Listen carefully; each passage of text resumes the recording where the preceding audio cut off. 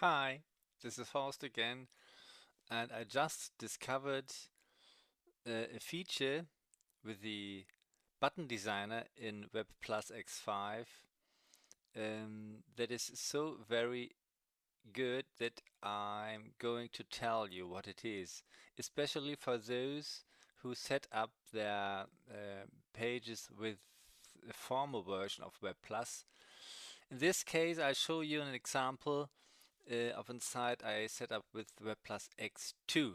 Here it is. The result you can see here online, and you see the buttons here. They are a bit fancy, and that has been big struggle for me to set them up because that hasn't been so very sufficient in X2 to set up these kind of graphical buttons. Here they are, and was interested in, is it possible to use these graphic elements in the button designer without redesigning them? And to say it in advance, yes it is. So here, for example, there is one of the elements I want to use.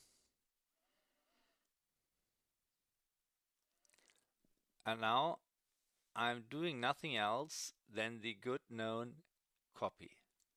So I have copied this element. Next step,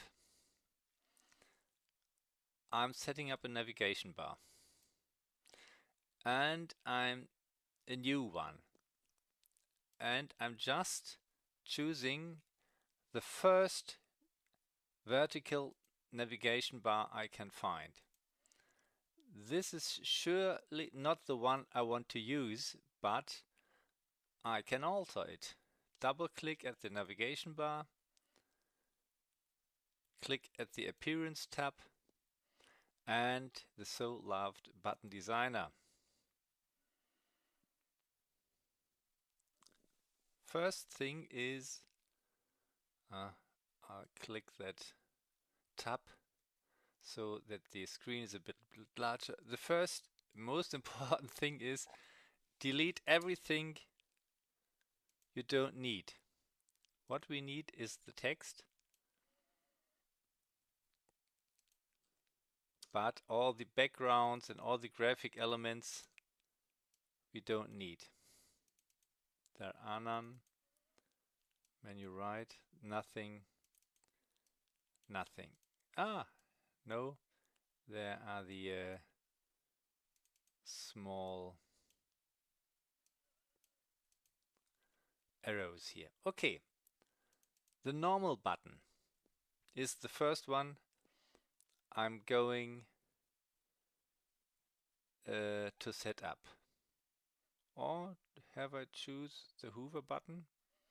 Why not the hover button? It doesn't matter which button you choose first. And now I embed the graphic element I've just copied. There it is. Isn't that great? And this here, this is the most important thing now, isn't just a screenshot or a PNG file or something like that.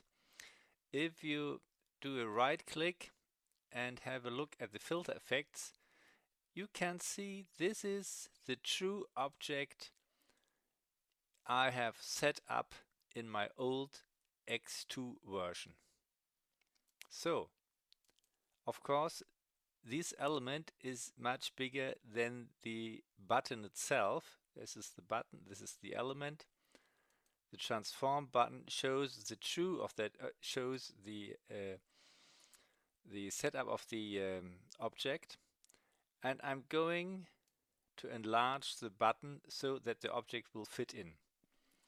110 points wide, 22 pixels, sorry, not points, pixels high.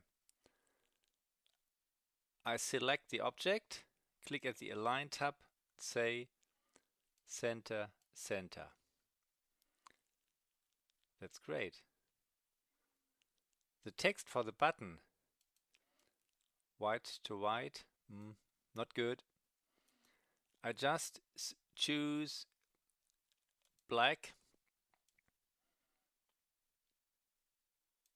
place it here, and enlarge the text a bit. You have to enlarge the length of that text object as wide as possible so that the text will fit in the end. So the hover button is ready. Now I'm going to take that element, copy it, choose the down. You see the text is already there.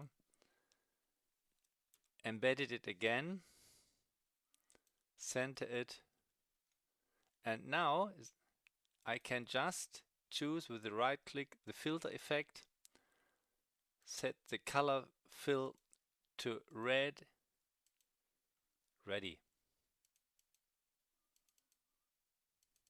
You see? If I'm now, I will not set up everything in detail. The tutorial will be too long. So I commit the changes.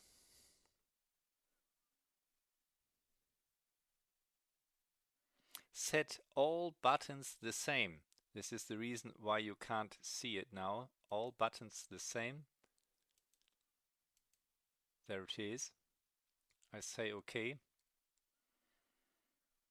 I have to enlarge it a bit because the frame has been too small. Place it here. It's just a play now. And we'll have a look.